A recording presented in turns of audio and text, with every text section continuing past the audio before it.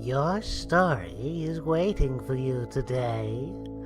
Your story has something new to say.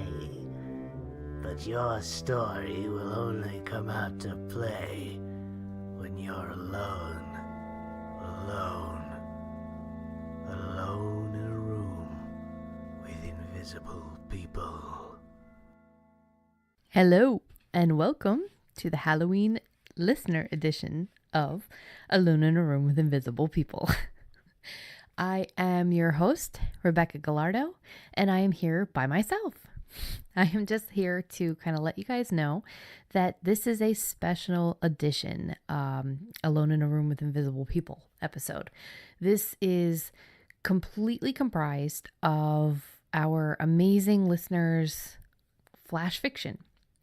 This was a project that just came into my head, and Holly was fully behind, and then we got Mark to do a couple of voices as well. So the stories will be read by Holly Lyle, myself, Rebecca Gallardo, and Mark Herman, who, we only got him to do about 5, I think, but next year I'm going to see if we can't get him to do many more because he did a fantastic job, as did our listeners. We had so many stories. So many, and we just don't have the time to put them all into an episode. It would be an insanely long episode, as this is already a long episode. So thank you so much to everybody who worked hard, who submitted. We're so sorry that everybody couldn't get in. I think unfortunately it's even going to be a little bit, tougher next year because we're going to have less time. But we still want to do it next year as well. So if you didn't get in this year, submit again next year. We would love to see your work. We're really floored by the response, and we love what we got. And we were just very happy. So thank you so much for everybody who submitted. If you didn't catch the submission, again, don't worry, we'll do it next year. Any of the writers who had social media handles or websites or links that they wanted to share will be mentioned at the end of their story by me. Enjoy these stories and have an amazing Halloween.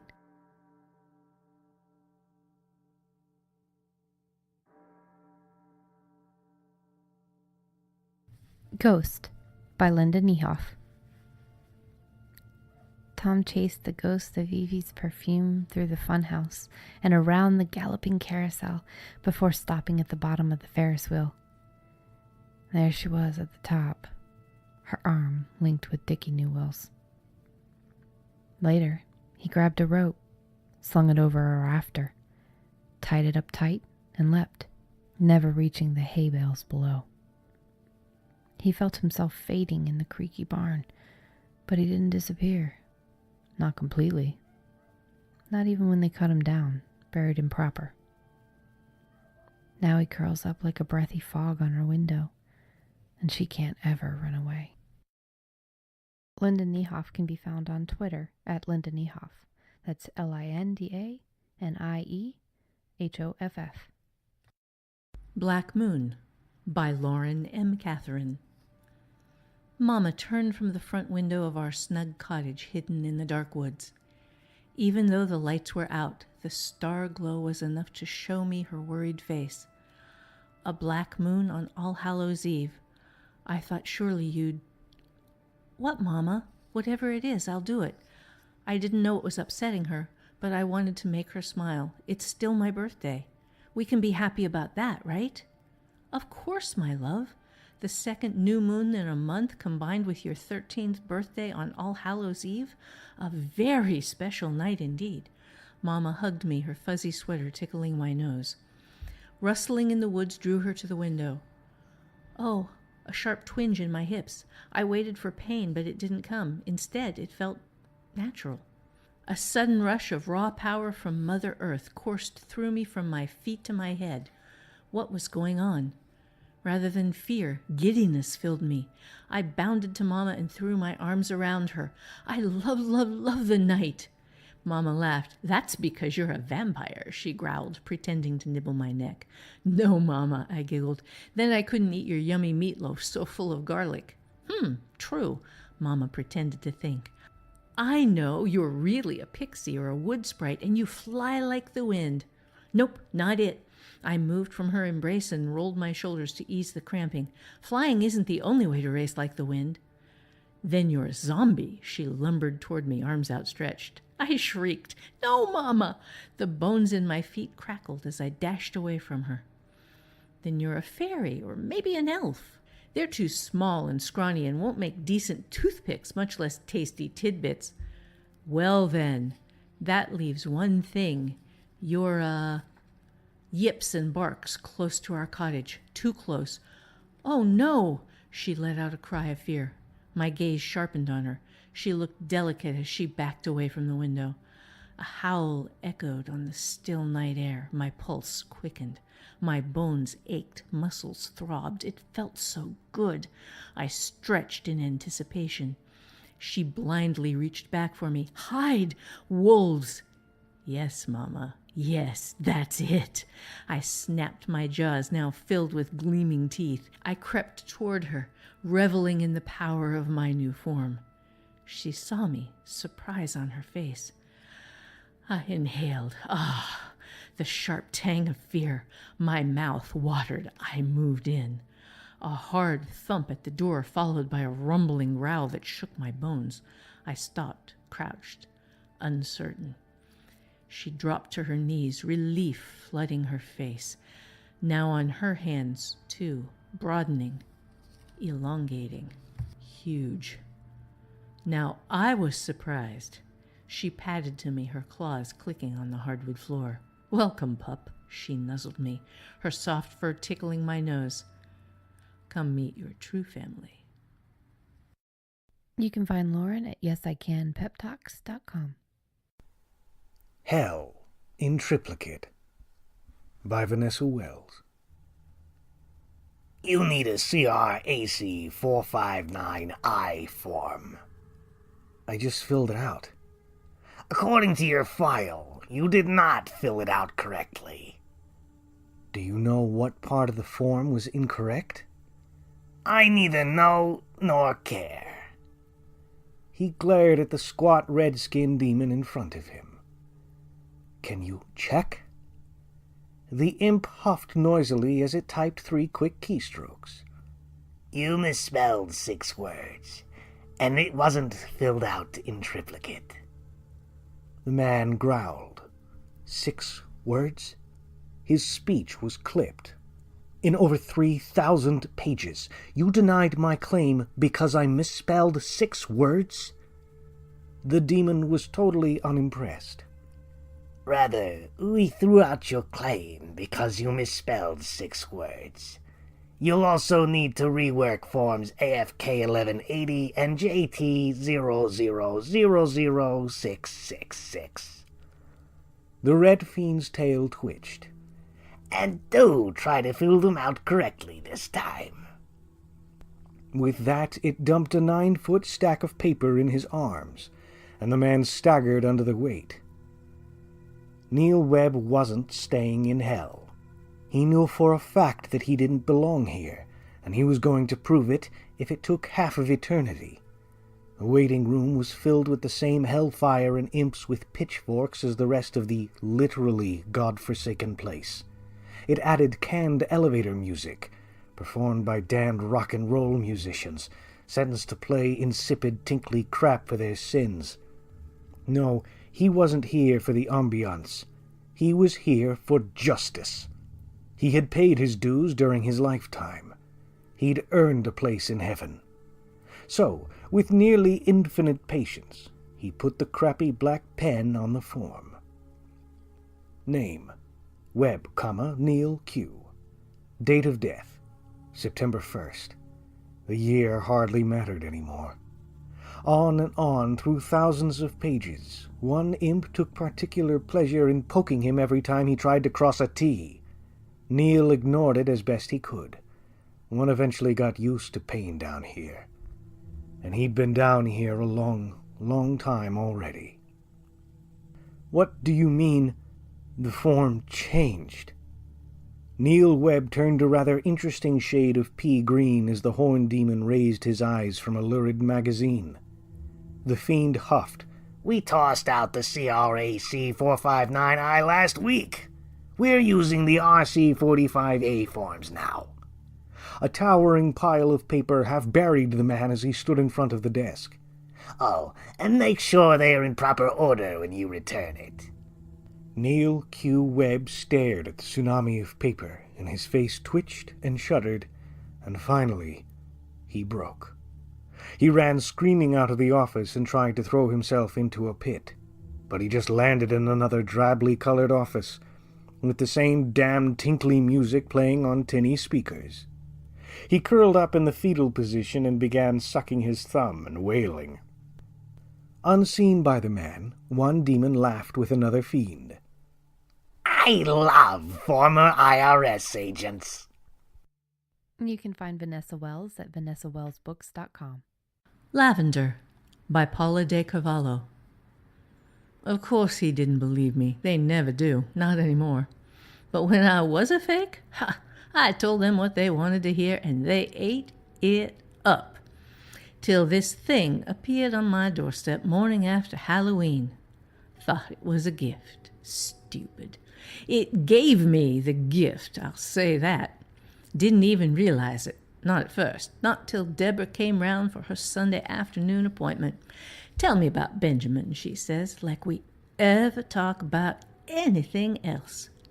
I gave her her pick of the decks, and she chooses the silverback cards from my anonymous benefactor. I touched the deck, and my fingers flew, shuffling those cards around like a magician pulled along by the deck itself. Looked up at Deborah for consolation to see her encased in a soft purple light, transfixed. Then the cards were on the table. Don't remember putting them there, but somehow I know I did. 2 of cups, reversed. 3 of hearts. The devil. He's making a fool of you. Leave now and you might catch them at it. She did leave, and she did catch them. But she was the last. Finally getting the truth made her question every tale I'd spun before, and no one else would listen. Like Cassandra of Troy, I'd gained prophetic insight, but at the cost of the querent's belief. So I threw out the deck, then burned it, buried it, sold it, gave it away, even tried tossing it in the river. Didn't matter what I did to be rid of it, next morning there it'd be, waiting on my doorstep. And after that first reading with it, it didn't matter if I used that deck or not. Didn't even have to touch it. Suddenly I could see. Felt compelled to share the truth with those around me. But no one believed. So I moved, left the deck behind. Wasn't surprised to find it on my new doorstep anyway. New Orleans, I thought, way busier than home. I thought more people would mean a better chance to find a believer to set me free, because that's what I need. Someone who's ready for the truth, whose belief will set me free. I don't know how I know that's what I need, but I do. Same as I know everything else. But everyone's auras, reds, greens, blues, yellows, they're so blinding in a big city, and it turns out more people really just means more disbelievers, with no hope of relief in sight. Or so I thought, till I saw you. Your aura, lavender, like Deborah's. You're a believer, I can tell. For you, I'll knock the reading down to $20. What do you say? You can find Paula de Carvalho, DeCarvalho, at pauladecarvalho.wordpress.com. Brains for a Broken Heart by Mike Lucas. Beth hadn't felt this good in years. Sweat trickled down the small of her back, and her shirt clung to her skin, but she didn't care. She felt the music in her, the bass pumping more raw energy through her veins than her stupid messed up heart ever did. Screw Jonathan. Who needs marriage when you've got fucking music rushing through your body, reminding you what it's like to feel alive? She glanced at Rachel, who'd escaped the drudgery of momhood to come clubbing. In the old days, Rachel was the wild one. If she just let loose like she used to, tonight could be fucking perfect. Beth needed it to be perfect. Thankfully, Rachel was acting less the mom every minute. She'd stripped off her boring sweater and looked kind of hot now. Her t-shirt bounced with the beat, exposed the tummy still flat after 3 kids. A tall guy moved in on Rachel, handsome despite excess stubble. Beth's mouth hung open as the guy pressed his body close, hands brushing Rachel's hips, married hips, and lingering on her ass. Shit, maybe they'd both get laid tonight. Rachel met Beth's eyes and grinned, then screamed as the guy tried to bite her. Not a playful, sexy bite. A real one, like he wanted flesh. His teeth tore a chunk from Rachel's shirt, and he let out a guttural moan as Rachel backed away. Fighting shock, Beth stepped towards them, vaguely aware of answering moans around the dance floor. The entire club. The tall guy made another lunge for Rachel, who managed to twist away but lost her balance on the slippery floor. Beth kicked the guy hard in the back of the knee, pushed past him, and pulled Rachel to her feet. They sped from the dance floor, but the whole club had gone mad, unhinged. People screamed as friends, lovers, complete strangers savaged them. A horde of crazies blocked the exits, men and women desperate for flesh. Zombies. Fucking zombies. Here, at her club, on her night. First, Jonathan cheats on her, and just when she's begun to right herself, the goddamn zombie apocalypse descends to ruin it. Screw that. The handicap washroom had a deadbolt. Beth grabbed Rachel and pulled her inside, locked it. A second later, the banging started. "We'll wait it out," said Beth, leaning into the door. "The police will come soon, or the army." "I don't think I can wait that long," said Rachel. Her eyes burned with hunger. Oh shit. Not Rachel. She had kids, for God's sake. Rachel licked her lips, drooling a little. Fuck. So much for Beth's perfect night.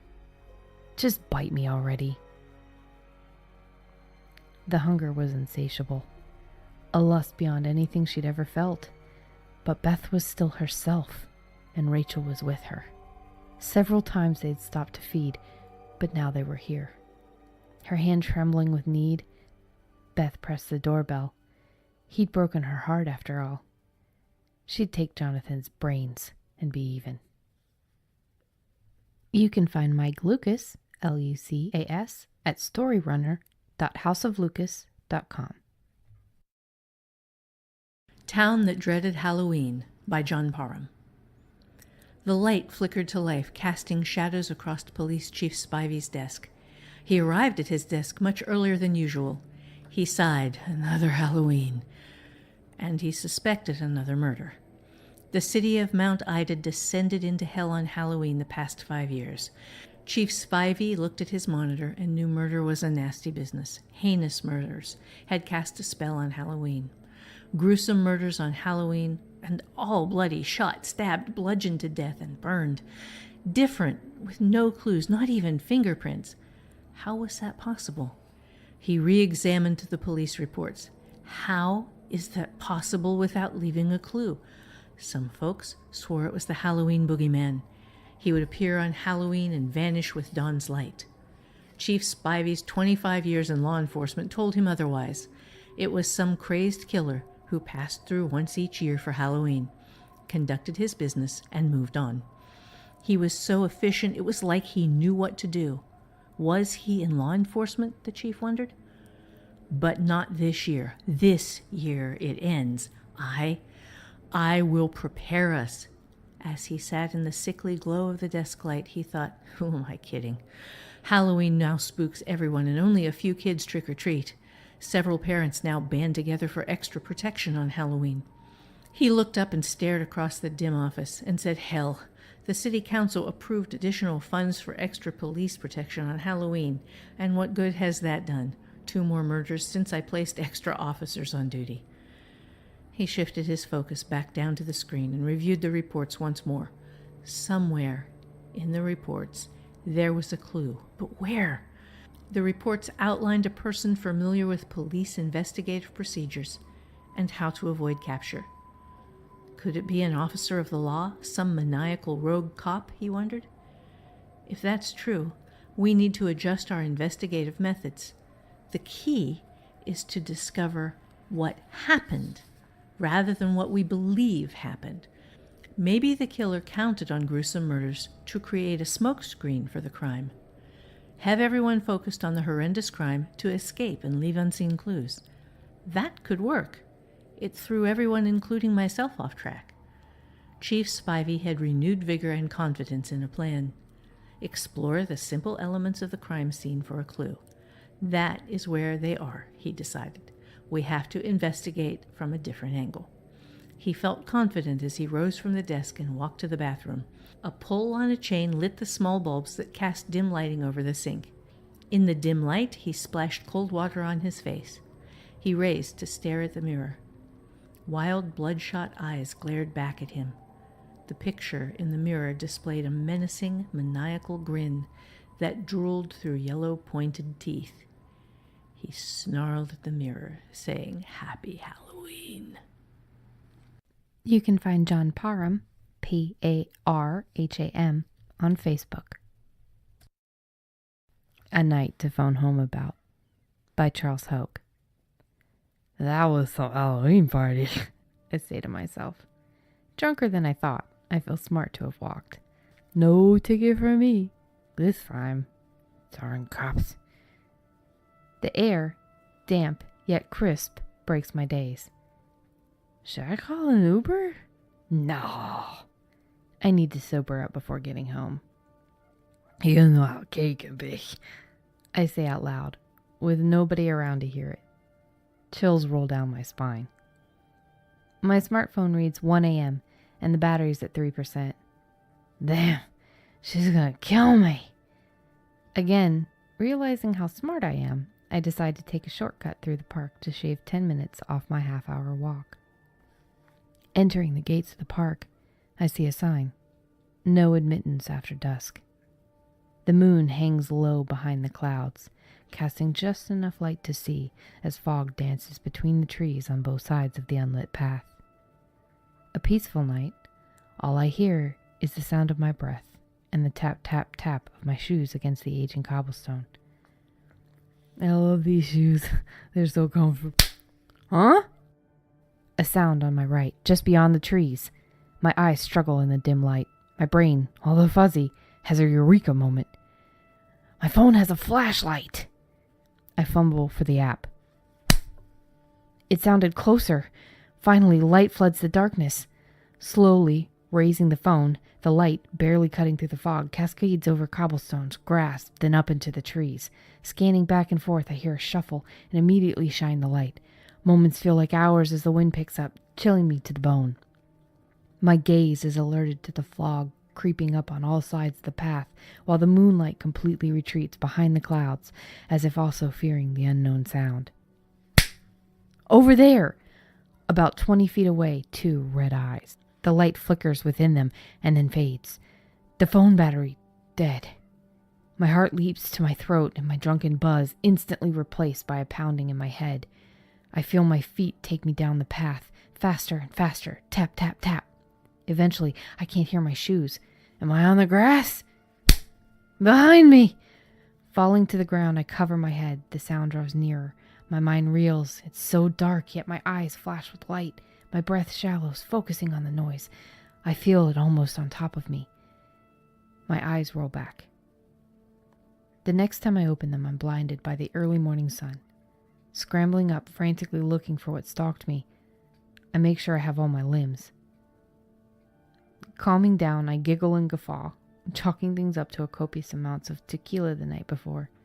Slowly walking home and taking in the fresh air, I listen to the birds singing in the trees, of which I was so frightened scant hours ago. It is so pleasant. Damn! She's gonna kill me! Tap, tap, tap. You can find Charles Hogue, Hoge, at LinkedIn. A Cold Glow by Chris Bowser. Computer, he said, imitating the clear and commanding tones of the station's adults, I would like the following items: 1 pumpkin, 1 black marker, 1 knife, 1 spoon, and 1 candle. Scanning the open book clutched in his hands, he made sure he hadn't forgotten anything. Oh, matches. Matches for what? Asked the station's computer. I can correlate numerous databases, including astrophysics, hydroponics, and assorted historical archives. Are you looking for a person, place, thing, or article from the station's help database? A thing, wooden matches. State justification. Items in your request are contraindicated against station rules for safety and sterility. Oh, it's for a jack-o'-lantern. He held up his book. Computer, please cross-reference the Awesome Kid's Guide to Traditional Earth Holidays. Resource indicates that requested items are associated with Halloween, which contraindicates station rules of safety and sterility due to fire, violence, and malarkey. Can I have a pumpkin?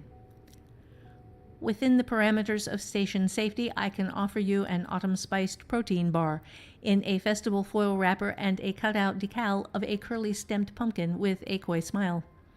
They materialized, unasked for, on a surgically shiny chrome end table. The fire came to frustrate him the most. Every time his family's quarters faced the planet, the cold glow of Saturn lit up the decal's coy smile from hundreds of miles away. That was when he made his requests. Computer, I will need flint and a magnesium rod. Items may create sparks. State justification. Never mind. I will need a curved piece of wood, a length of string, a pointed stick. Items can be used to create a bow drill. State justification. Finally, he tried. Computer, I will need wax and twine. Hastily, he added, cross-reference, macrame, beading, and bookbinding. Previous requests indicate the items will not be used for macrame, beading, or bookbinding. I can offer you a faux hemp bracelet suggestive of friendship and rough fibers. Years passed, and the pumpkin decal curled up at its edges.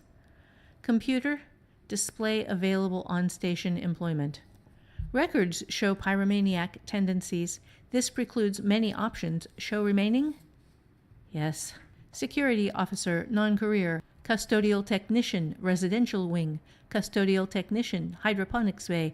I can offer you a guided meditation on the depressing reality of your options and the blackness of space. Could I have a candle to go with it? Computer, turn off fire suppression systems in the hydroponics bay. State justification. Revise station procedure for harvesting and processing pumpkins. Cross-reference the awesome hydroponics bay manager's guide to safety and sterility. Imitating the coy smile of the curly-stemmed pumpkin on the cover, he watched the bees, requisitioned as necessary pollinators, flit around their hives and the wild spaces where the sterile rows of leafy greens had grown on metal shelves. With a firm downward strike of his garden knife, metal on metal, a spark caught on his crude beeswax candle. The jack-o'-lantern glowed. You can find Chris Bowser, KRISBOWSER, at chrisbowser.com. The Girl with the Little Blue Dress by Brian C. Finizzi. A little blue dress. Not a vibrant blue, not a royal blue, but a dingy light blue, as though someone had taken a section from the sky, dipped it into the mud, and then tried to wash it by hand in a cold river. That was the color of the simple garment that the young girl was wearing as she stood in Harlow's doorway. Her hair was a mixture of blackened ash and deep brown, tied with a simple bow that matched her dress. Her worn brown flats had lost their shine, and even the buckles on the toes were tarnished, matching the 5 buttons down on the front of her garment. "Great costume," Harlow said, hoping for her comment to be accurate given today was Halloween. If this child was actually poor, she would feel mortified, especially since she only looked to maybe be 5. "Is she ready yet?" the girl asked, shuffling slightly from foot to foot in nervous anticipation.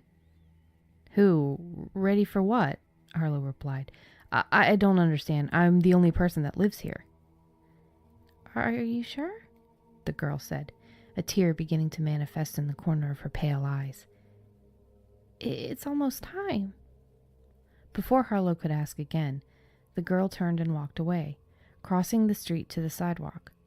Reaching the streetlight, the girl turned back to face the house, shifting her weight from foot to foot, waiting. Harlow began to close the door as the child again started for the house. "Are you lost, dear?" Harlow asked, growing concerned. "Where are your parents?" The little girl looked at her and asked, "Is she ready yet? It's almost time." "Almost time for what? I don't know who or what you are talking about. Are you supposed to be somewhere, and are you just at the wrong house? No, I'm where I'm supposed to be. I'm a little early, but it's almost time. Is she ready yet? Harlow was beginning to feel uneasy and looked back into her empty house. Trying to shake the growing sensation, she said, "Look, wrong house, kid. Not sure if someone is trying to pull a holiday prank or if you're just confused, but I don't have time for it. You need to go and find whoever is supposed to be watching you and leave me alone." With that, the little girl turned without a word, walked back across to the street lamp, stopping again to turn and face the house, shifting her weight slightly as she waited. Harlow had had enough. She would not play these games any more tonight. Marching her way across the yard, Harlow began to shout, "Get out of here! Get the fuck out of here! I'm not playing your stupid games to—" Thud! She didn't hear the car. She didn't see the car, or the drunk, who didn't even stop after hitting her. Pain spread across Harlow as she bled in the street. Then nothing. "She's ready."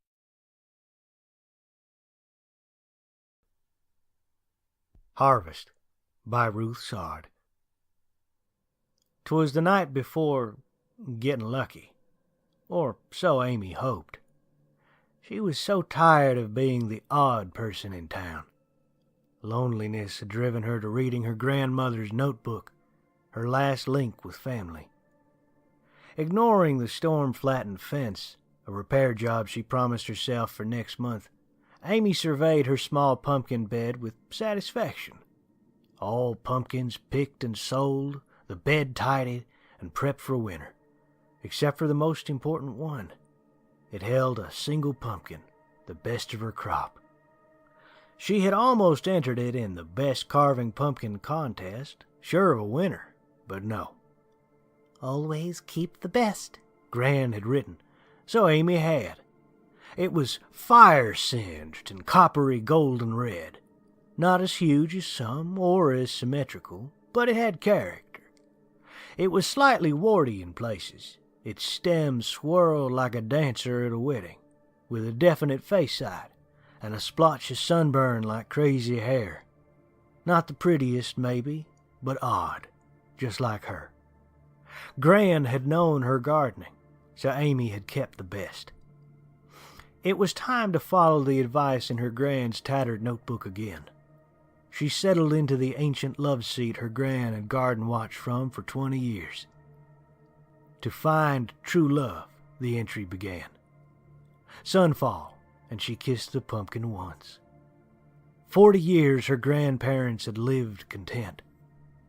Midnight, and she kissed the pumpkin twice. She hoped the magic to find true love still worked. Sunrise, and thrice kissed. Amy hoped nothing, just like magic. "Oh well," she told herself, "that's life." She tried to stifle unreasonable disappointment and rested her head against the pumpkin. Something poked her arm quite firmly. Amy hoped, squinted around early sun at the dog's nose nearly touching hers, and sighed. Not quite what she'd had in mind. She gave the Labrador a friendly pat and shoo, and it trotted back over the remaining fence. "Kissing pumpkins?" asked an amusement-quivered voice. It was Mrs. Halverstein's recently returned son, letting out his dog for an early morning whittle and listening to birdsong while sensible people were dreaming of coffee. Amy noted he was holding a hot chocolate. They looked at each other over the flattened fence. "Glad it's not kissing frogs." He paused a beat, hoping. His dog insouciantly christened a skewed post along the old borderline without breaking a beat on fence patrol. Amy nodded. "Always suspected the frogs got the raw end of the deal." He chortled. She looked down at the notebook. To find true love, first find a true friend you can be foolish in front of without shame. Amy smiled slowly. Looked like she might not be the only odd person in town any longer. A true friend first. You can find Ruth Sard, S-A-R-D, at ruthsard.wordpress.com. Unsent by Ava Fairhull. Things sound different after an earthquake. The world holds its collective breath, waiting. Is that it? Is it over? Car alarms make the silence louder. Get out. The roof could fall in. Knowing my luck, there'll be another quake the second I move. My phone jangles from a buzz of messages. Are you okay? Did you feel that? OMG, that was huge. Not now. I'll reply later. The house creaks oddly, and I head to the door. Down the corridor, I grab my keys and a jacket. The house sways again like a boat, rocking the way a house on land shouldn't. I race to the bathroom door and brace. The shaking stops. Heartbeat, thumping. My phone buzzes. Jane, get out of the house. Yep, doing that. Outside, the sun's shining. It'd seem normal, except for the neighbors dressed as zombies and witches gathering on the road. Oh, and the gaping crack splitting my driveway. The woman next door hugs Princess Elsa and Spider-Man, both kids clinging like they gained Peter Parker's powers. I wave, but they don't notice. Another jolt, powerful and violent. The kids shriek. A tree shudders and topples on my house. Branches bounce and settle in the room where I'd been. Huh, there's a tree in my house. Glad it's not me. Others will need help. Over the road, a chimney has fallen, crushing the roof and collapsing the wall. An old lady stands wailing nearby. My cat, please save my cat. I can't remember her name. Mrs. begins with M, I think. I come over. It'll be all right. She keeps crying about her cat. The guy next door calls for help and tosses bricks aside. His name is Jim or Jimmy, something like that. He's half naked and covered in green body paint. I can't decide if he's the Hulk or Shrek. He tosses a brick over his shoulder and I jump clear before it hits me. Careful! Must be the Hulk. The brick bounces across the grass toward Mrs. M. Jim's mate in Superman spandex comes over to shift bricks. I toss my jacket over the fence and join in. Others help too. Zombies, Loki, Darth Vader, superheroes and villains saving the day. No one asks how I'm coping with the tree in my house, but I'm okay with that. Still alive, that's the main thing. Then Jim stops. Shit.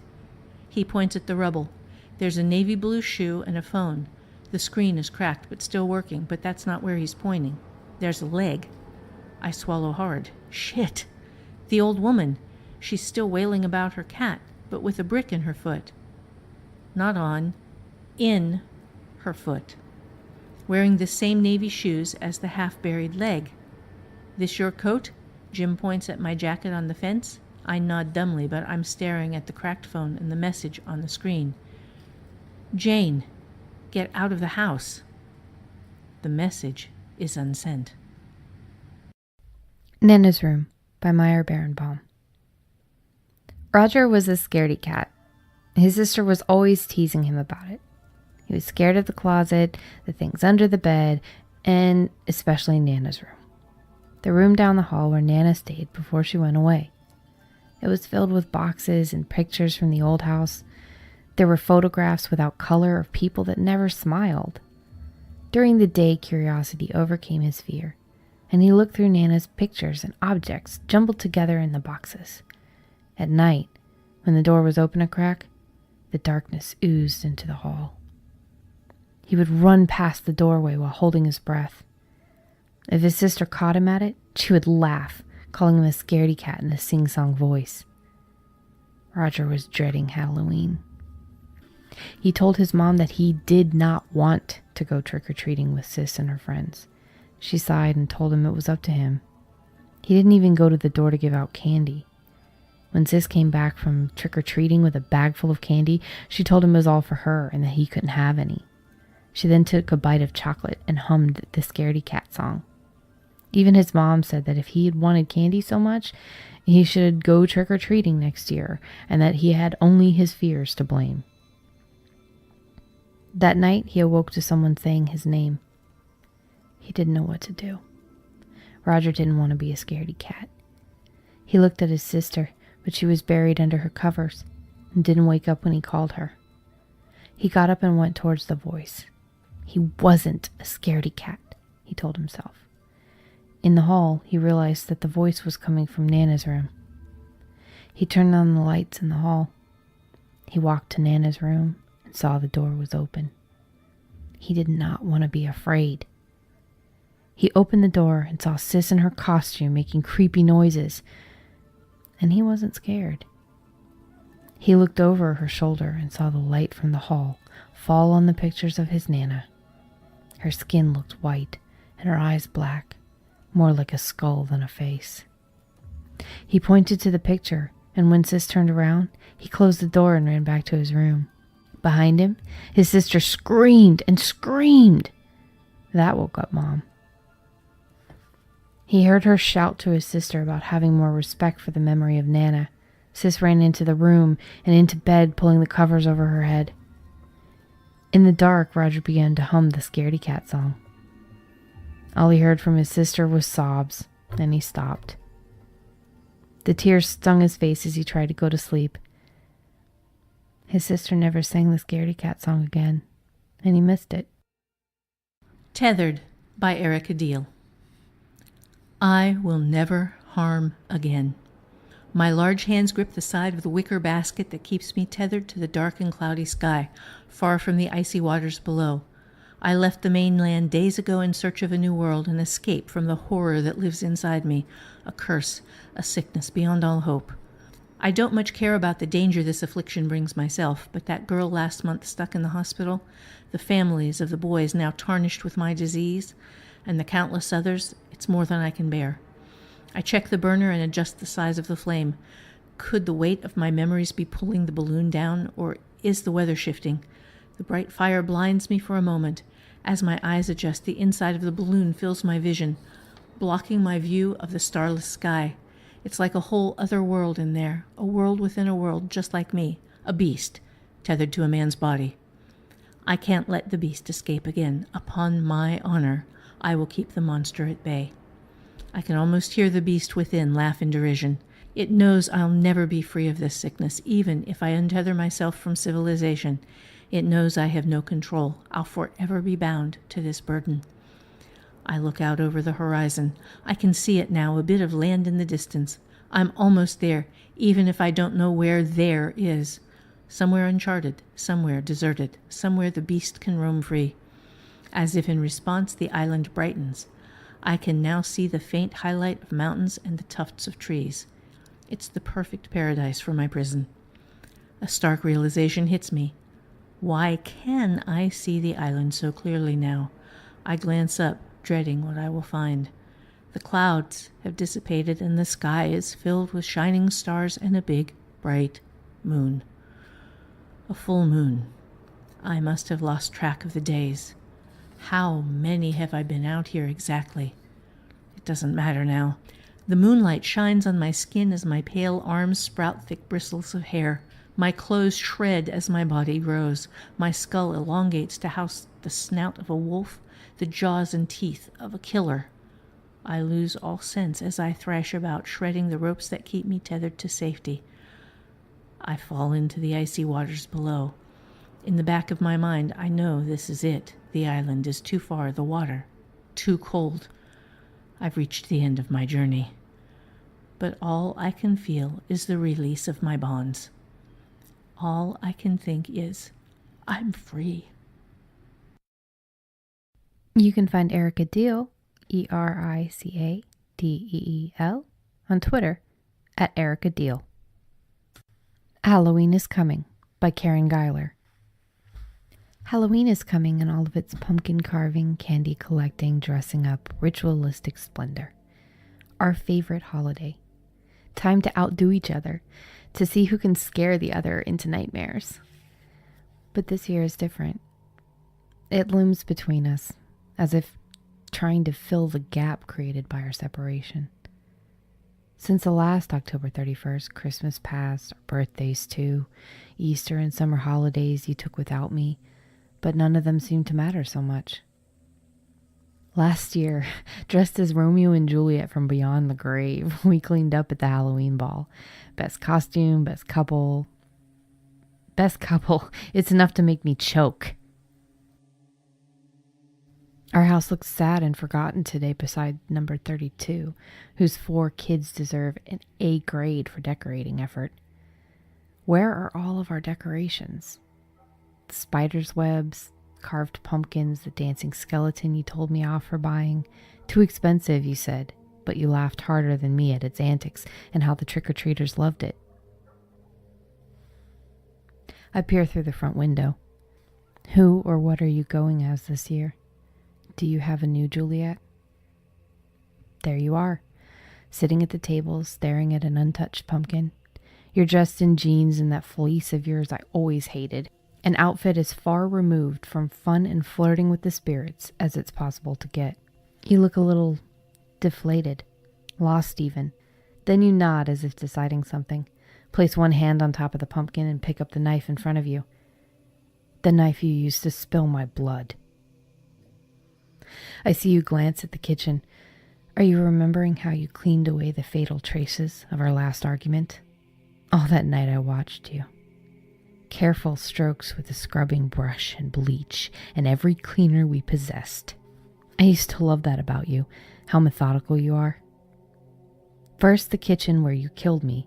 Scrub, scrub, scrub. Then the trunk of the car where I took my final ride with you. Then the phone calls. My girlfriend hasn't come home. Yes, we had a fight. She wanted some time apart, but I'm worried. Well, she always said she wanted to travel and her passport is missing. I never realized what an accomplished actor you are. How consummate a liar, even in my parents' faces. And you hugged my mom. I can't forgive you for that. I walk around to the back of the house to where I know you'll have left the back door unlocked on your last trip to the garage. My entry to the kitchen, where the knife block awaits. My hand reaches for the doorknob, and this time, after almost a year of trying, it doesn't pass right through me. It is time. The veil between our worlds is lifting. Halloween is here, and now, my love, so am I. You can find Karen Geiler at karengeiler.com. That's Karen, Guyler.com. When It Counts by N.M. Henderson. We say someone walks on your grave. What? Victoria stopped scrubbing tables in the empty lunchroom. You shivered, Mila said. Victoria felt blood draining from her face as the chill spread. It's cold in here. She shuddered through another spasm. Mila lifted a shoulder in an abbreviated Russian shrug. As you say. What are you, a fortune teller? Me? Mila's left hand unfurled in incredulity. You bring bucket? And the mop. Then use them. I start with windows. Spry and light, she stepped onto a chair and pulled out the Windex bottle holstered at her waist. Fortune tellers see the future. So what do you see? Victoria stacked the remaining chairs. They clattered under her shaking hands. She squirted the window aggressively. Fingerprints. Greasy fingerprints. She scrubbed vigorously, made a face at the streetlight outside. I only see what is. And what's that? Victoria shut her eyes as the shadow brushed by again, stabbing her with parched cold. I see your grave is disturbed, child. Dead people have graves, Mila. Victoria tightened her hands into fists, feeling the dry skin rustle like parchment. The older woman lurched off her chair. Her dark eyes were bright in their nests of wrinkled skin. Victoria blinked in a futile attempt to force moisture into her own. They do. Mila drew a paper sack from a deep pocket. Russian stories say many things about dead. Do they? Victoria licked cracked lips. They didn't even ooze. Mila nodded, spilled the contents of the sack on the nearest table, clattering grains of uncooked rice. Victoria's eyes widened. What? You were expecting garlic? Mila raised one eyebrow. Who do you think I am? Some teeny booper? Teeny bopper, Victoria corrected absently, her eyes on the grains scattered across the surface. Hundreds, but how many? Doesn't matter. Mila stirred the rice with a reddened forefinger. Victoria cursed under her breath as she lost count. Mila's tone dropped to a half-whisper. You thirst. I see for weeks, but tonight I see you will feed.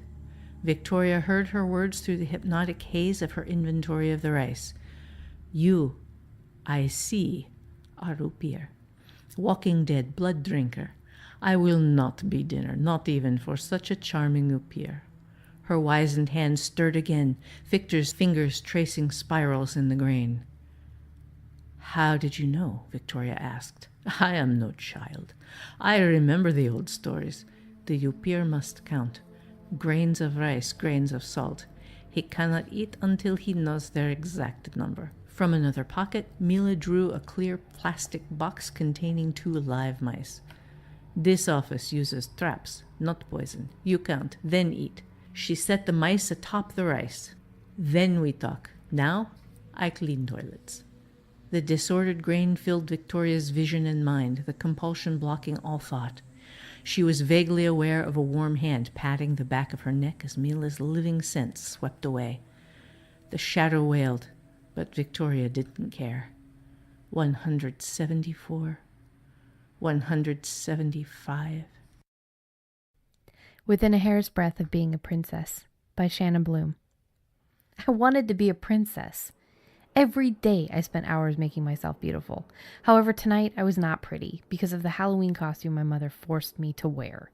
Tonight I was an ugly werewolf. As I passed by a frightening witch, I gagged at her pustules, looking as real as her crooked nose. Disgusting. The witch jolted. Darling, beauty is subjective. Whatever. She chortled, rubbing her hands together. Her mouth uttered words as if she was reading a pumpkin pie recipe, but she was not baking. She was cursing me, transforming my body into a real werewolf. I caught my ghostly reflection in a car window and screamed.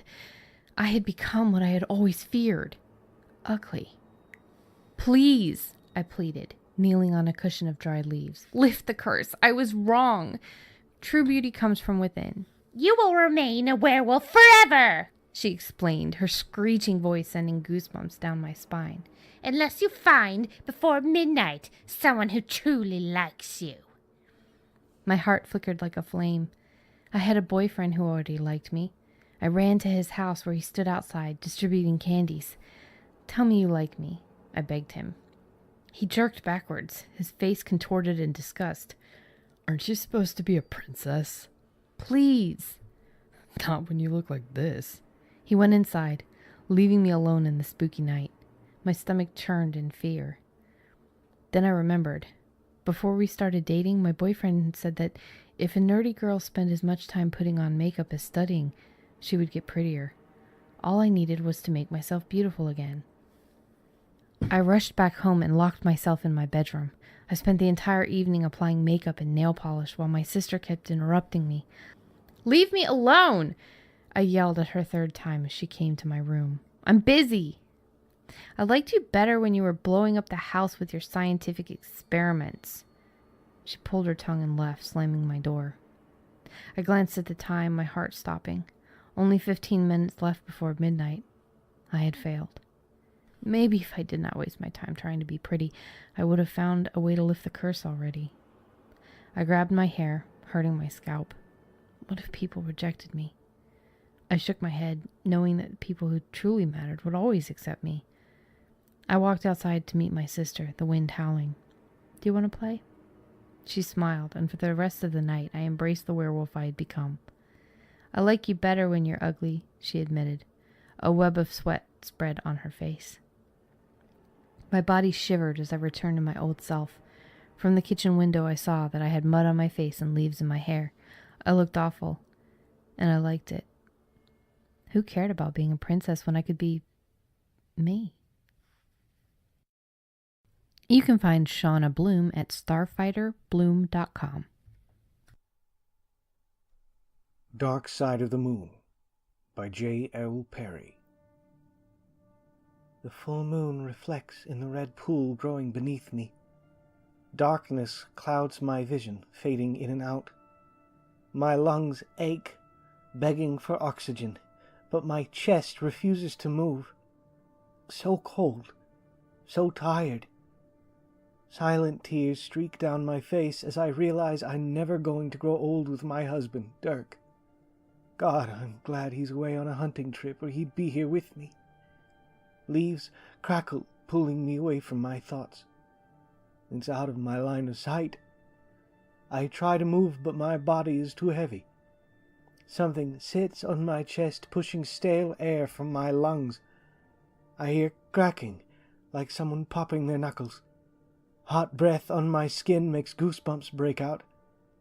After a moment, the weight lessens. My chest is still unmoving. A hand grabs my face, forcing me to look into the bluest eyes.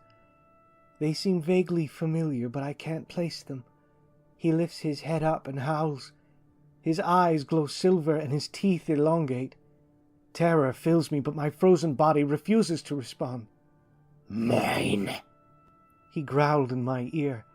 A sharp pain on my neck becomes the epicenter of the fire ravaging my body. Air slams into my lungs, finally giving me the ability to scream.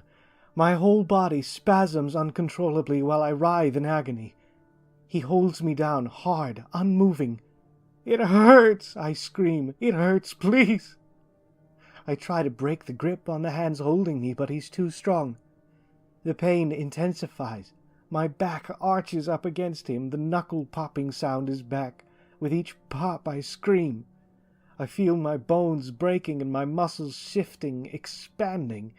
My skin feels like it's shredding, doused with alcohol. All I can do is scream and fight the pain of my body coming apart and reforming. After what seems like an eternity, the pain stops. I try to slow my breathing. Sense of the forest and the fire from my fireplace distract me. Not as much as the crickets chirping, the cars driving on the highway a couple miles from here, an owl's cry. The weight recedes from my chest. I stand to get away, but can't get up from all fours. I look at my hands and find furry paws instead. Confusion sets in and I panic. One word whispers through my mind. Werewolf. No, there's no such thing. I run. "Stop!" echoes through the forest. I recognize the voice and stop in my tracks. I turn to look at my tormentor. My breathing picks up speed. It won't slow. Dirk drops to his knees in front of me, naked and covered in my blood. "I'm sorry. I'm so sorry. I love you. This is the only way we could really be together." The night is filled with my cries. You can find J.L. Perry, Perry, at jlperry.com. Halloween Dance by Barbara Lund. I stood at the top of the stairs, shifting inside my only pair of high heels, waiting for the doorbell to ring so I could walk down those stairs like the girl in the movies to go to the Halloween dance with that boy. The doorbell finally rang and my mom flung the door open and I floated down the stairs just like I'd planned. But it wasn't him. Some guy I vaguely recognized from the basketball team held out a corsage and said simply, "He can't make it. Get in the car." I went with him anyway, because my dress and my hair and my mom. But when he turned his pretty little Audi left toward Potato Hill instead of right toward high school, I knew. 60 miles an hour and a prom dress don't go well together. So I waited until he stopped the car to get out. But the handle didn't open the door, and my phone didn't have any reception. Smelling of sweat and dust, he reached for me, grinning when I said no, and gripping my arms hard enough to leave bruises. "No," I said again when he pinned me to the seat, clamped his mouth to the skin under my collarbone, and started to chew. Blinking back furious tears, I twisted enough to fumble off one heel and drove it into his neck as hard as I could. "No!" He didn't yell, didn't bleed, just stiffened and slumped. Slithering out from under him, I fled to the driver's seat, then fell out of the car into the gravel and scrabbled away, scraping my hands and knees and tearing my dress. An old woman's voice came out of the dark. "Good job, kid," I screamed. She left her flashlight for me to use against her if I wanted, according to her, while she dragged 3 other bodies and eventually my erstwhile date into the glare of the headlights. You. They were here to help him," she said. "Don't worry. The autopsies will show they've been dead for months.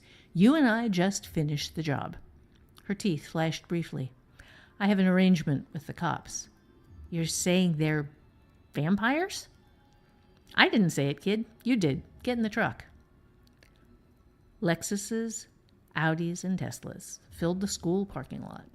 I stood in the shadow of the rusted-out truck and shivered. "Go on," the old woman growled. Stay out of the dark. Go find a boy to protect you. I might not be around next time.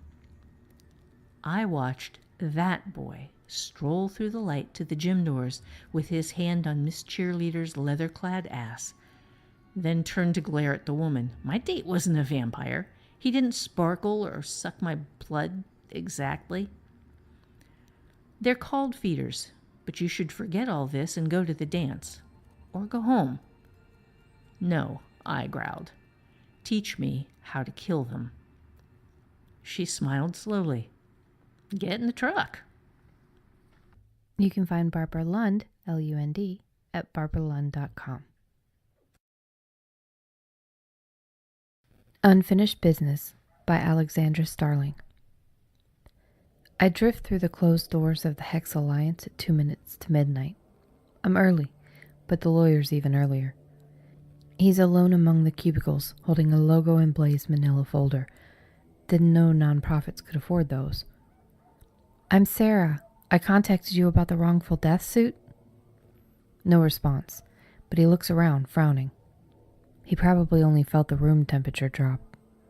Finally, his phone chimes an appointment reminder, the only signal that it's officially October 31st. I wait with what would be bated breath if I still had working lungs. A tingling heaviness reminiscent of gravity washes over me, anchoring me to the floor. The threadbare carpeting brushes against my bare feet. I can feel it, and it's almost enough to bring me to tears. Not yet. Avoiding the violent and vengeful spirit act puts me at a powerful disadvantage, and I only have 1 day to leverage the veil between the worlds being at its thinnest. He stares through me. I'm not visible. I'll have to greet him the hard way. I focus all my willpower on the plastic brochure holders at the reception desk. My hand slaps ineffectively through the Hexen Employment Act and Public Lycanthropy and You. One measly vampire-friendly blood banks pamphlet flutters. Of course, that gets his attention. Is someone there? Ambrose Blackwell, I'm Sarah. I try again, but he doesn't respond. I'll have to do this the really hard way.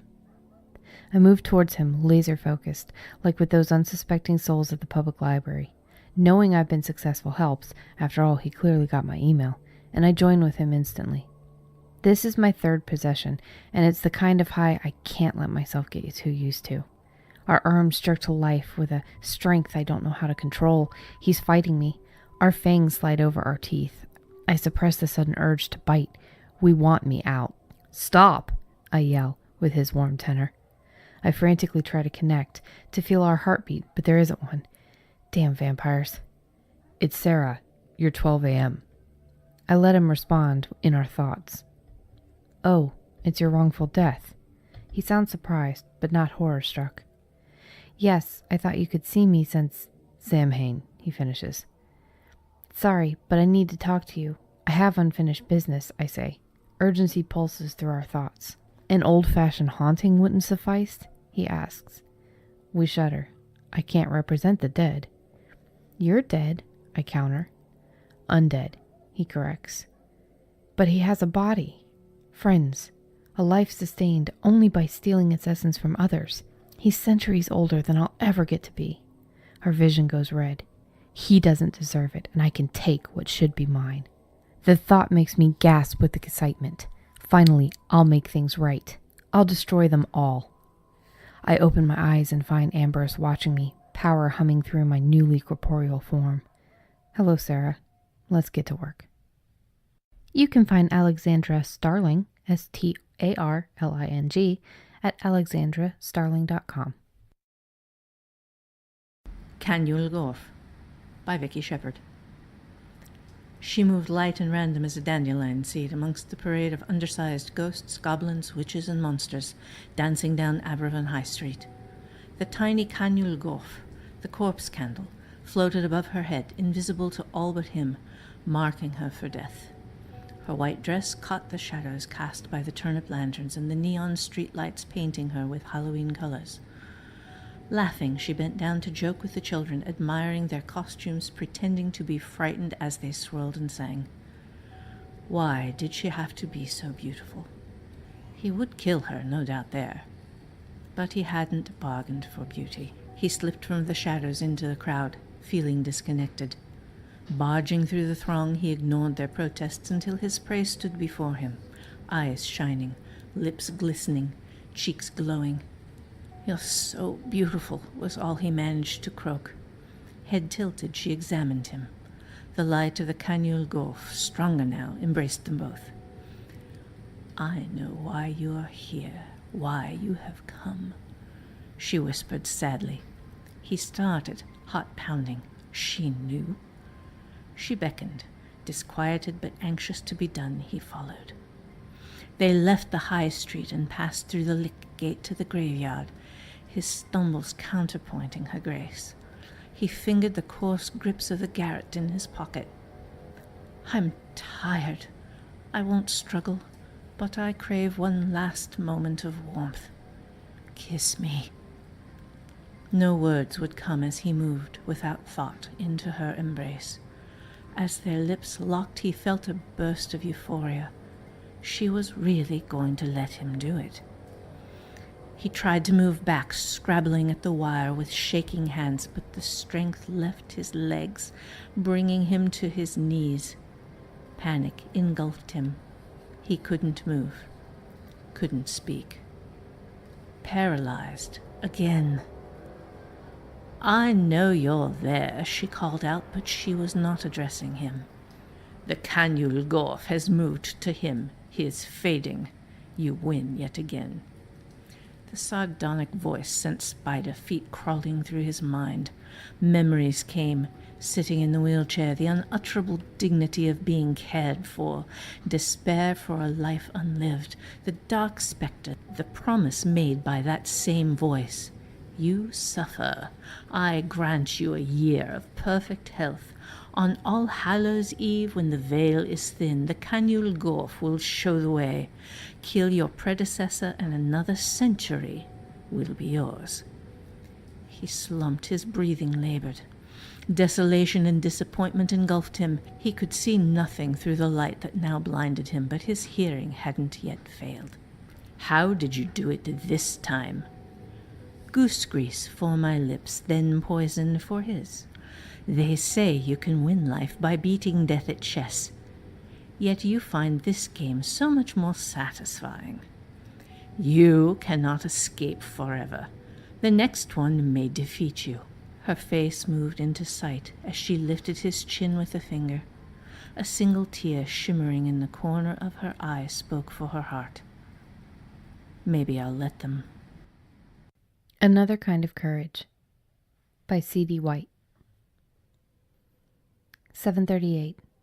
13 minutes remaining.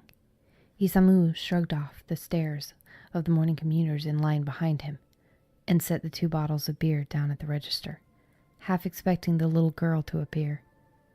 Coins clattered on the counter. "She's not real," he blurted without warning. The cashier's cheerful smile didn't waver. Isamu nodded his apologies for the delay and assured himself that he was the same as any other suited salaryman in the trendy Tokyo cafe.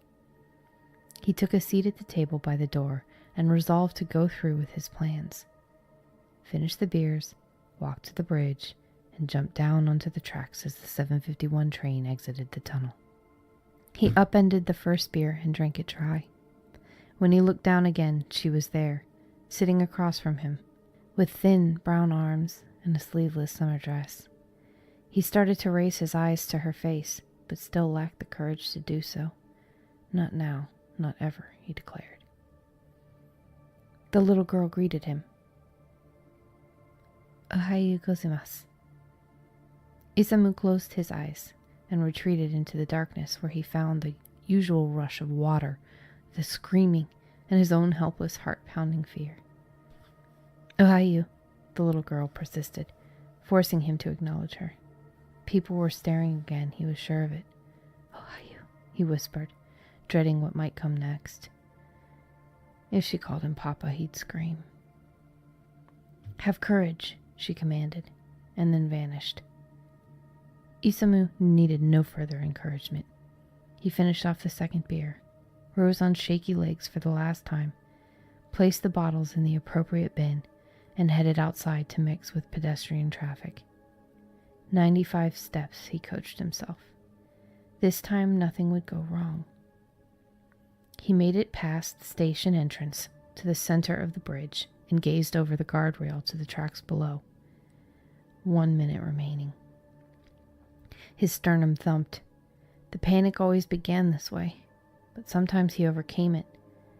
Too late. He lost control and reality slipped away. A tremendous boom stole his breath, and a deluge of water erupted from the tunnels, covered the tracks, and flowed fast under the bridge beneath his feet. Terror gripped him, and he faltered. The little girl appeared in a sudden blast of luminescence, and he knew what he had to do. Isamu dared to gaze at the face for the first time, hoping only for that final push into the abyss and a release from the madness and pain. But instead, he beheld an oval of light with eyes like slits into infinity, which for one magical moment became the face of his sweet child, more beautiful than she had seemed in life. "Have courage," she reassured him.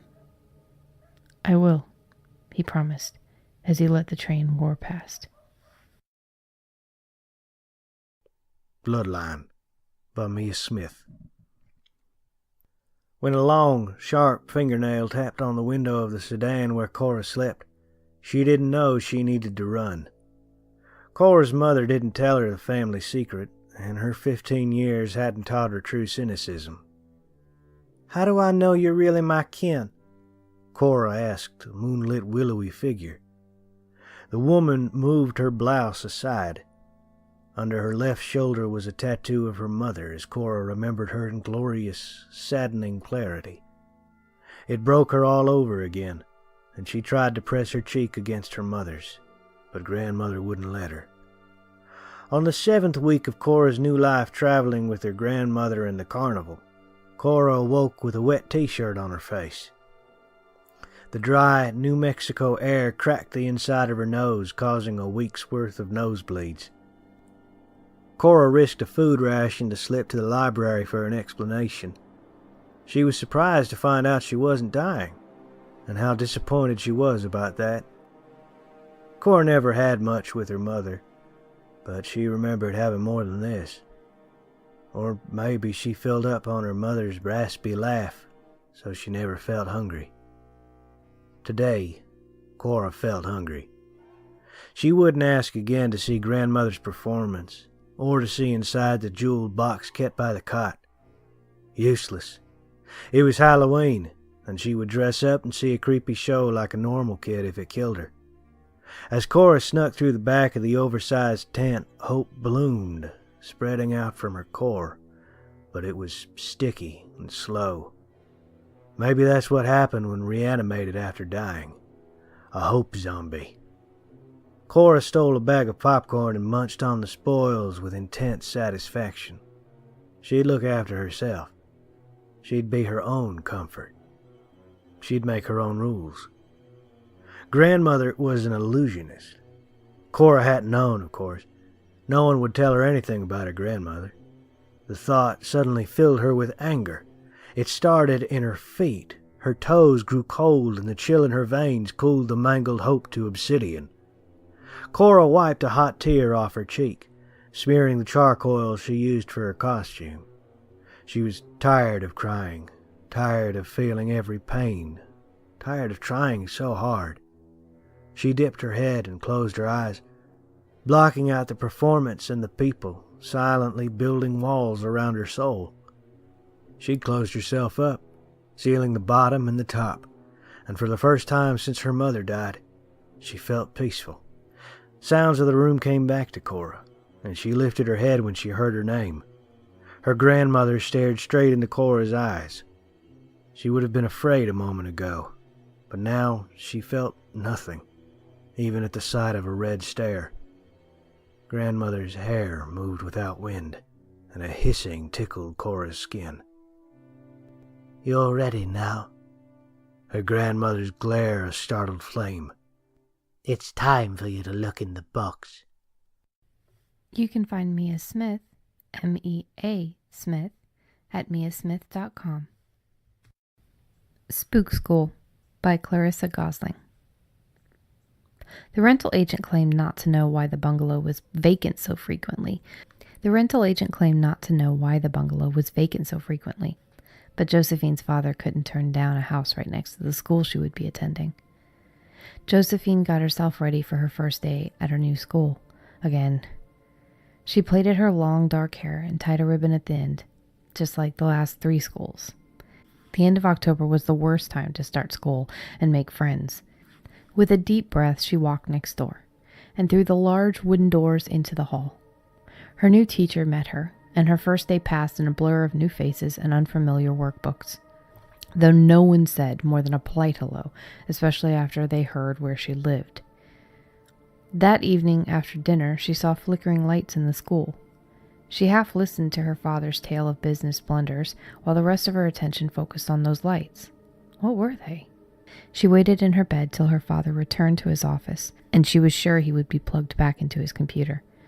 He was the go-to fix-it man for a large international company, and so they were flown around the world at short notice.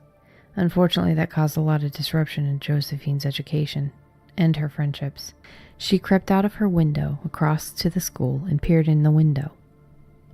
She gulped down her shriek as she saw multiple white bodies fading in and out of view. One stood at the front with a baton, pointing at the others like a conductor, orchestrating their visibility. At her noise, the one closest to the window turned and winked at her. Just then there was shouting and the sounds of stones hitting windows from the other side of the building. All the ghosts, for that's what they had to be, chased off after the noises. All except one. The one who had winked turned and came towards her. She ran across the playground, but in the dark she tripped over and fell. She stood and staggered further, but her ankle gave way beneath her. "Here, let me help." And there was a freezing hand under her armpit supporting her walk. She shivered. They reached her window, and she perched on the ledge. "I've never met a ghost before." The ghost stared through her. "You must be new then. I'm Douglas." "I'm Josephine. We moved in yesterday." She paused. "What were you doing in our school?" "Can you keep a secret?" She nodded. "It's our school too. At night, anyway." "Really?" "Yes, but you mustn't tell anyone." "Of course not." He continued staring at her. "Douglas, you're the first friend I've made here. I won't betray you." He smiled and winked at her as he faded away. "You're my first friend here too." The words floated on the breeze behind him, an unspoken promise that she would see him again. You can find Clarissa Gosling, Gosling, at clarissagosling.com. The Ghost in My Yard by Elizabeth McCleary. I first seen it when I was 8 years old. It was after Mama got sick and died. I was sitting on the front porch swing at Granny's house, and there it just was, over by the camellia bushes. There weren't no camellias at the time, being that it was the cold days after the New Year. That's where it was all the same, looking gray and dim and tattered around the edges. I didn't know then what it was. I sat there with a hole in my heart and a heaviness just about pulling me over, and somehow it got my attention so as I just couldn't look away. At the time, I was sure it was my mama come back to say goodbye. After that, things got bad. Me and Daddy. We moved in with Granny since Daddy needed someone to watch me and Granny had extra room. We was only supposed to be there for a little while, just until Daddy quit his sadness about Mama. I guess he kind of did that after Miss Natalie moved in with us, but she wasn't no help. She and Daddy shared a taste for the sour mash, and when they was drinking it, things was a whole lot worse. I seen it again when I was 11, a little clearer than the first time. I was standing in my room looking out at those same camellia bushes after Daddy and Miss Natalie wrecked the truck. We couldn't have no proper funeral on account of they was pretty smashed up, but the minister said some words at the church. I knew it couldn't be Mama that time, since Mama was long since gone. I went down to get a closer look, but it left before I found it. I just stood there in the yard and smelled the camellia buds. Their scent hung in the cool spring like a cloud. The year I finished high school, Granny was old and tired. I was doing more for her than she was for me by then, but it seemed right somehow. When I got home late from working at the filling station, I saw it again, hovering white and clear by those same bushes. The humidity didn't break despite the dark, and the camellias smelled almost sickly sweet. Their scent followed me into the house where I found Granny. When they took away her body, they told me her heart failed. Now the chill of the Hallows is setting in, and I finally understand. The porch swing is old. It's once white paint, gray and chipped. I can still see the camellias from here, but they're already turning brown. I finally recognize what I always missed before. It's there, standing by those bushes, near as bright as silver and wearing the face I see in the mirror every day. My ghost is finally coming to claim me. It's no surprise, not really. I've been dead inside a long time. You can find Elizabeth McCleary, NCCLEARY, at elizabethmccleary.com. God Created Witches Too, by Paul Forster. I loved her, but me being Catholic caused problems for us. No, Lindsay, we've been together 8 months and we are not good for one another. You're a witch and do all that mumbo jumbo with blood, guts, and other disgusting things. Your activities doubled in the first month, and it's been getting worse each day. Now Goofy Ghost Night is in 2 weeks. I do not believe. I can't stand it anymore. She said, I love you and you love me. You'll never let me go. Call me when you realize that. And the door closed without a sound. Looking at stuff she'd left, I thought, tomorrow? Throw away? Miss her? No.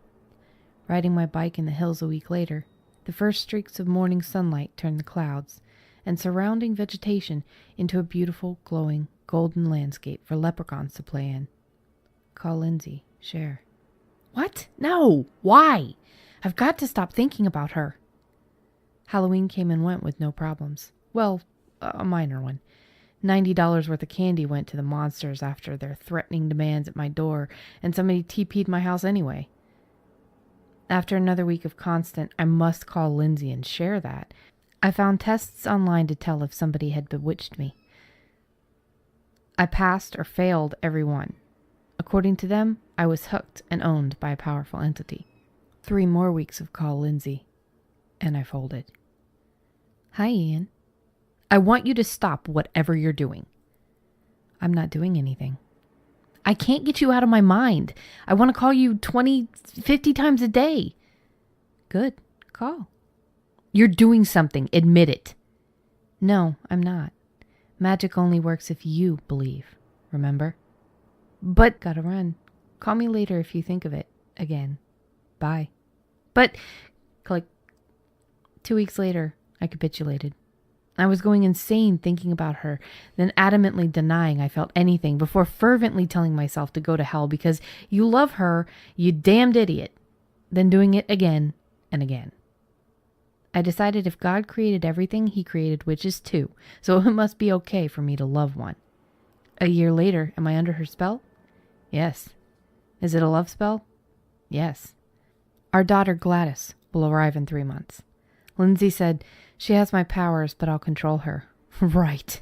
It'll be interesting to see what a baby does with that power. Last week, things started. Random drawers and doors opening, medicine cabinets shuffled, my underwear dumped on the floor. Lindsay says she knows, and she's teaching Gladys to behave. She'll know better when she's born. I love watching Gladys sleep, and yesterday the wind-up carousel over her crib ran down. When it finished rewinding itself, I backed slowly away and quietly left the room. Control? Right. I put a spell on you because you're mine. Creedence Clearwater's song runs through my mind all the time now. Mrs. Diesel's Sugar Box Factory and the Fuzz Capacitor by Ken Casey. Dora Diesel dreamed of nothing more than holiday candy making. The small red pickup truck that skidded through her rustic store's plate glass window changed all that. Unconscious, she drifted into a bizarre future time where sentient, furry animals roamed a lurid landscape, conversing with students, parents, and the odd street performer. In one euphoric flash, she found herself sitting askew on a cushy park bench, nestled at the edge of a paved park space. Better than a sugar rush. A broad smile stretched like putty across her pinkening face. She stared at the grid of dimly flashing blue streetlights pulsing rhythmically overhead during this murky dusk. Calming to a pleasant daze, she wrested herself from her public perch, then strode lazily to the curb, encountering a meat pop vendor. "What will it be, madam?" the clean, plump, mustachioed man asked with a curious gaze and a welcoming smile. Where am I, sir?" Dora rubbed her eyes, squinting clear her tepid blue vision. "Why, you are in Alpine Street, ma'am," he said, while pulling out the frozen offering from his cart. "Meat pop? Best in the city," he said, puffing out his penguiny chest. "No, thank you. Say, what are those lights, and how are those animals talking?" She squinted her eyes, only to focus on a colorfully dressed upright bear high-fiving a little old lady. "Well, that's the fuzz capacitor. It's what makes talking furry animals possible," the man said. He proffered her the dripping meat pop again before sliding it back into his refrigerator. Suddenly nauseous, she rubbed the nape of her neck. "You don't look so good, lady," the vendor said, waving over an otter-shaped policeman. Batting her eyes, she seizured, her vision fading to black, only to wake reclined in what felt like a hospital bed. A candy striper commented from the doorway, "I see you're enjoying our city hospitality. Care for some meat pudding?" She panned a wry smile, then set the food tray on her bedside table. Dora's stomach fluttered, her voice raspy. She asked, "Do you have anything sweeter?" "It's mince," she replied. Dora reached up to rub her aching forehead, her right arm stopped by the cloth strap restraints. "Let me out of here," she demanded. She wrangled her bonds hard, then caved. "Must be a sugar crash," she muttered. "I need some sweets. Won't you be a good girl and get me a candy bar?" The girl burst out laughing, then grabbed a glass spoon to force-feed her languishing patient. She shook her head while spooning up the meat. Racked in wretchedness from the assault of the impending carnivore's meal, Dora shouted, "You're a candy striper. You're supposed to help me." "Hun, the only thing candy in this world is my stripes." Dora whimpered. Outside her room's window, blue lights flickered furiously. Scrunching her bleary eyes tight, she tried willing herself to awake in her own time and candy shop. "Take your medicine, ma'am. You're our pensioner now. Candy is irrelevant here. And by the way, happy Halloween!" You can find Ken Casey, Casey, at Ken Casey Writer on Facebook. Perfect Recreations by Erica Damon. "You're not my mom!" I pulled my mask up. "But it's me, just a costume." I offered my hand to him, but he refused to take it, opting instead to clutch his candy sack and fix me with an uncertain stare. He didn't speak again, but stayed with me. "Let's just finish this street. It's getting late." I sensed that this was the beginning of the end. Maybe even next year, I would be at home doling out candy while he was off with his friends. It felt like yesterday he was in his carriage dressed as peas, or was it grapes? The memory felt thin, like something I had only seen in a photograph. I watched him amble back. It was peas, the green balloons wrinkled in the cool air. "Get something good?" I tried to peek into his bag. "I hope you at least said thank you." The silence lasted until we got home. Jed opened the door and Aaron ran into his arms. "He's been difficult all night. I think we need to have a conversation." That did it. "You're not my mom!" It was screamed this time, as he disappeared down the hall. Jed stopped me from following. I didn't want to wait. At the end of the hall was a door I didn't recognize. I could hear voices behind it and pushed it open. What I saw inside stopped me mid-step. Aaron was leaning over a hospital bed. Jed's eyes went wide as they met mine. But the woman in the bed had all my attention. She was me. At least a pale, fragile-looking version of me.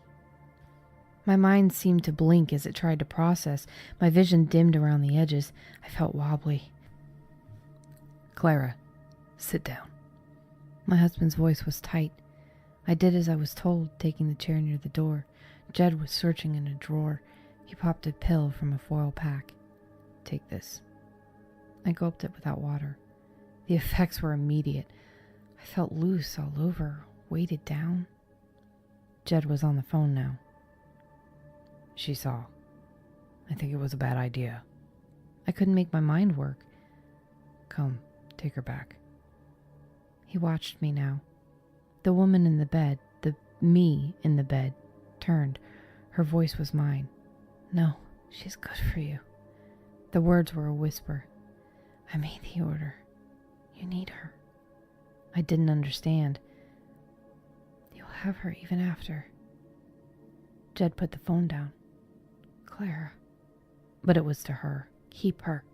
She's me, minus the bad stuff. It's okay. Her voice was strong, and Jed looked back to Aaron. It's what Mom wants. She's your mom, too. On Thanksgiving, I opened our new pantry door. It was huge. It could have been a guest room. I found it, I called back, and pulled the pepper from the shelf. You can find Erica at ericadamon.com.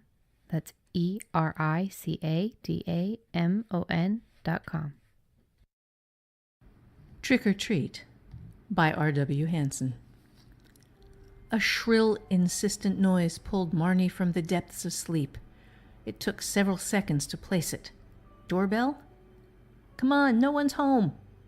But the light's on. She could clearly hear the whine through her solid oak door. That's odd. Let's go, Gabe. There's no candy here. Something niggled at her thoughts. Something essential, but it wouldn't come. Grateful the shrieking doorbell was silent, she tried to sit up. That was when she noticed she was lying on the hardwood, and something was holding her down. Opening her eyes didn't help, since something also covered her head. Warning bells went off in the back of her mind, but she ignored them. That wasn't important. The doorbell was. But why? Wriggling her arms free, she grunted with effort, pulling air into her lungs, along with the scent of sulfur, chalk, and something dark and rich that made her mouth water. Memories teased, but it was the sound of a doorbell nearby that finally broke through her haze.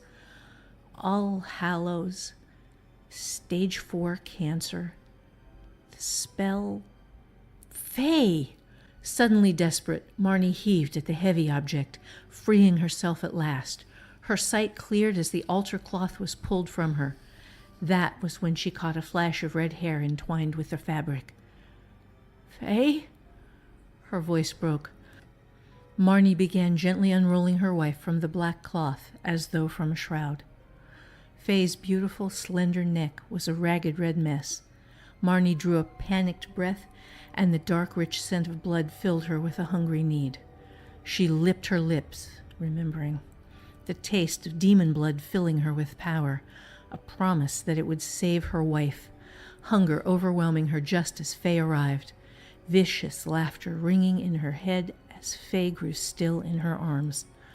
Rage swamped all reason. Marnie would make that demon pay. Laying Faye back on the floor, Marnie turned to the altar, athame instantly in hand, when a sound thrummed through the air. Marnie froze.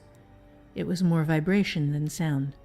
Marnie stood, torn between guilt and hope. She had almost given up when she felt it again, coming from Faye. An idea blossomed, and instantly she was on her knees, athame slicing downward, opening her wrist and holding it desperately to Faye's mouth. An eternal moment before it pulsed again, more strongly this time. And another, first staccato, then picking up a rhythm.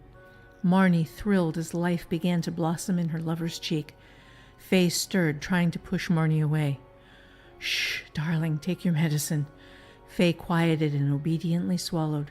Marnie didn't stop until darkness began to creep into the edges of her vision. Pulling back, she stared at Faye in wonder, who took a moment and made one of those intuitive leaps that Marnie loved her for. I'm still hungry. Faye smiled, licking her lips. Marnie's stomach growled in agreement. Okay, what now? The doorbell shrilled, breaking the silence. Trick or treat? Asked Marnie with a wicked smile. Her Majesty by Katerina Gerlach. Satisfied with the makeup that made her look like a deathly pale Victorian lady, Anne closed her compact mirror and walked through the doors of the golf club. Tonight she would mesmerize her future husband, someone with money. No man in his right mind could resist her allure. Scanning the crowded room for unfamiliar faces, she hoped none of the regulars would notice she was wearing the same costume as last year.